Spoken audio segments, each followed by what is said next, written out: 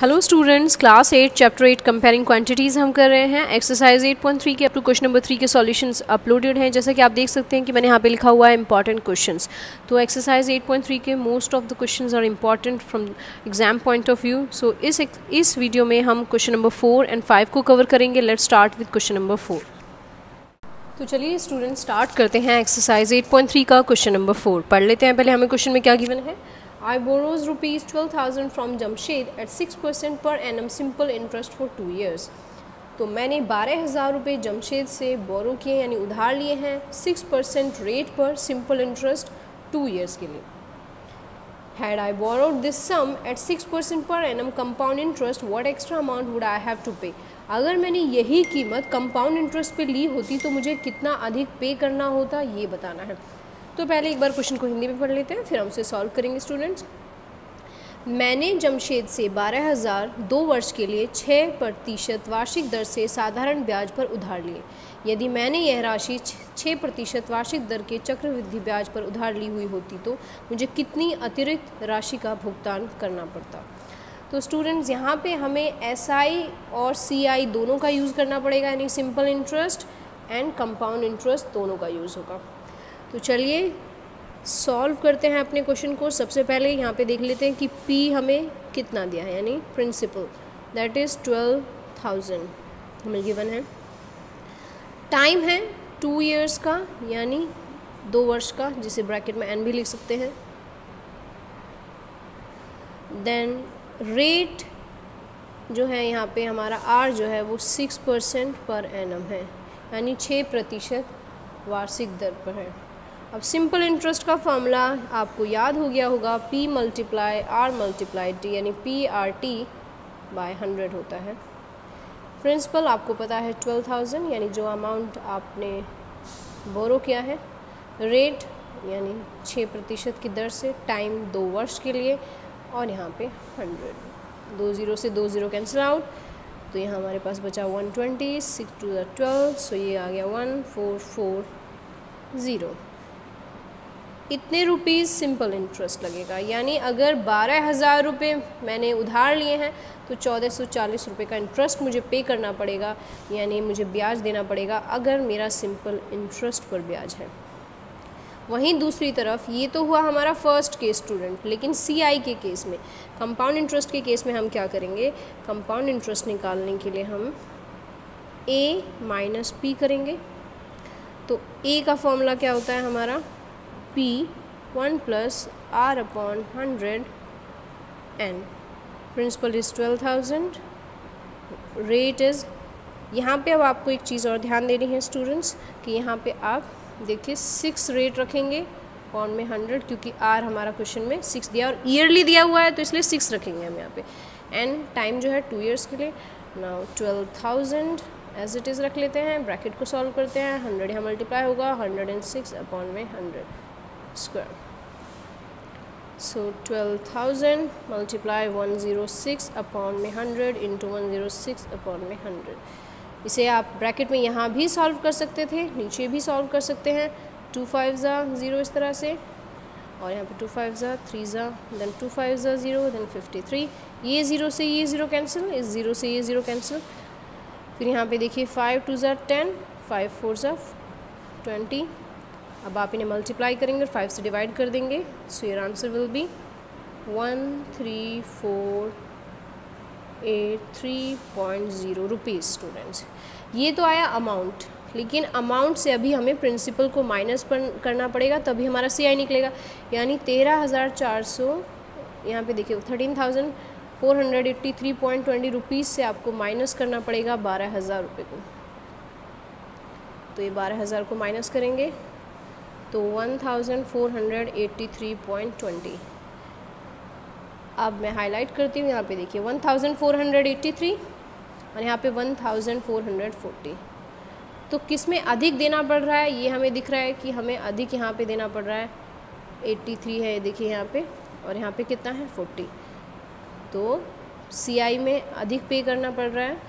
तो कितना अधिक, डिफरेंस इन बोथ लिख लेंगे हम यहाँ पे, डिफरेंस इन बोथ इंटरेस्ट, यानी दोनों ब्याज में जो अंतर आएगा तो कितना है वो सी आई माइनस एस आई हम कर रहे हैं। सी आई है हमारा 1483.20, एस आई है हमारा 1440, सो और आंसर विल बी 43.20 रुपीज़। सो इतने रुपए का अंतर आएगा।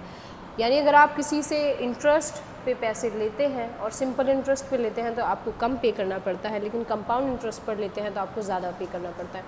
यानी आप साधारण ब्याज में कम भुगतान करते हैं और चक्रवृद्धि ब्याज में अधिक भुगतान। उसका रीज़न ये है कि चक्रवृद्धि ब्याज में आपका जैसे आपने 2 वर्ष के लिए लिया है तो जो आपका पहला वर्ष है उसके ऊपर जितना आपका इंटरेस्ट आया उसके ऊपर भी आपको ब्याज देना पड़ता है। तो चलिए स्टूडेंट नेक्स्ट क्वेश्चन देख लेते हैं, question number 5। So question number 5 को पहले पढ़ लेते हैं। Vasudevan invested ₹60,000 at an interest rate of 12% per annum compounded half yearly. तो यहाँ पे वर्ड को नोटिस करना होगा। यहाँ पे अर्धवार्षिक बोला गया है कि वासुदेवन ने 60,000 रुपये इन्वेस्ट किए हैं किस इंटरेस्ट पर, 12% पर। What amount will he get, उसको क्या अमाउंट मिलेगा आफ्टर 6 मंथ्स और आफ्टर 1 ईयर। सो वासुदेवन ने 12% वार्षिक दर पर 60,000 का निवेश किया। यदि ब्याज अर्धवार्षिक संयोजित होता है तो ज्ञात कीजिए कि वह 6 महीने के अंत में और 1 वर्ष के अंत में कुल कितनी राशि प्राप्त करेगा। तो हमें यहाँ पे देखना है कि उसको कितनी राशि मिलेगी 1 ईयर के बाद तो पहले और 6 मंथ के बाद। तो 6 मंथ 6 महीने वाला हमें पहले करना होगा क्योंकि फर्स्ट पार्ट हमारा 6 मंथ्स के लिए। प्रिंसिपल 60,000 जो भी अमाउंट हम बोरो करते हैं या किसी को देते हैं वो हमारा प्रिंसिपल होता है। ये हुआ 60,000। टाइम यानी जो समय है स्टूडेंट्स वो है 6 मंथ्स यानी 6 महीने।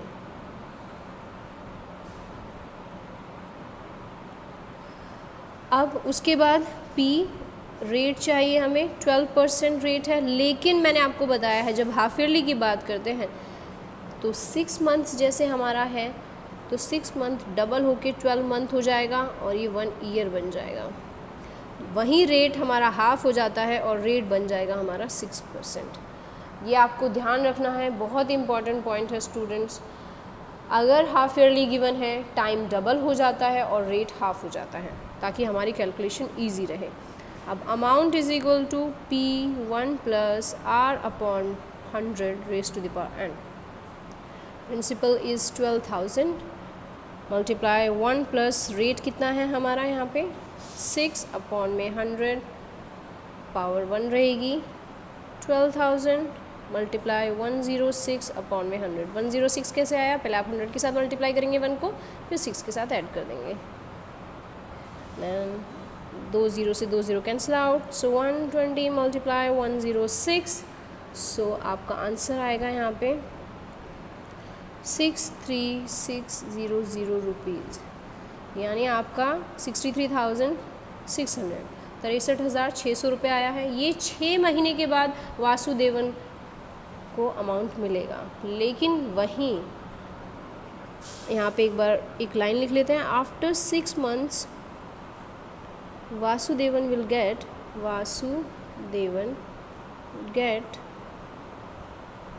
63,600 रुपीज़। तो यहाँ लिख लेते हैं 6 महीने बाद वासुदेवन को कुल राशि 63,600 रुपये प्राप्त होगी। अब इसका सेकंड पार्ट क्या है स्टूडेंट्स, 1 ईयर के लिए हमसे बोला गया है।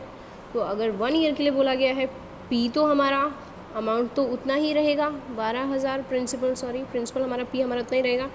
टाइम अब यहाँ पे 1 ईयर की बात की गई है तो और क्वेश्चन आपका हाफ ईयरली से रिलेटेड है। सो मैंने आपको कहा था टाइम डबल हो जाता है, 1 ईयर हो जाएगा आपका 2 हाफ ईयर्स और यहाँ पे रेट जो है आपका 12% है वो हाफ हो जाएगा, इट विल बिकम 6%। तो आपका रेट हाफ हो गया, टाइम डबल हो गया।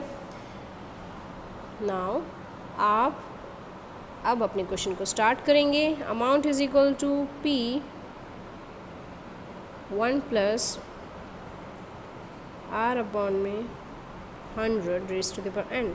Principal is 12,000 rupees multiply 1 plus rate कितना है 6% time is 2, so 12,000 multiply 106 upon में 100 मल्टीप्लाई 106 अपॉन में 100, क्योंकि यहाँ देखिए पहले 100 इसके साथ मल्टीप्लाई होगा 1 के साथ, फिर 6 के साथ ऐड हो जाएगा 106/100। ये 2 0 से 2 0 कैंसिल आउट कर देते हैं, यहाँ पे 1 0 से 1 0 कैंसिल आउट, तो अब हमारे पास 1 2 यानी 12,106 मल्टीप्लाई 106 अपॉन में 10 है। आप इसे सॉल्व करेंगे तीनों को मल्टीप्लाई करके, जब आप 10 से डिवाइड करेंगे यू विल गेट 67416 रुपीज़। यानी अगर आप ध्यान देंगे तो यहाँ पे देखिए 67,416 रुपीज़ और यहाँ पे मिलने वाला है 63,600। तो वासुदेवन को after 1 year Vasudevan would get ₹67,406 rupees. एक वर्ष बाद वासुदेवन को 67416 रुपीज़ प्राप्त होगा।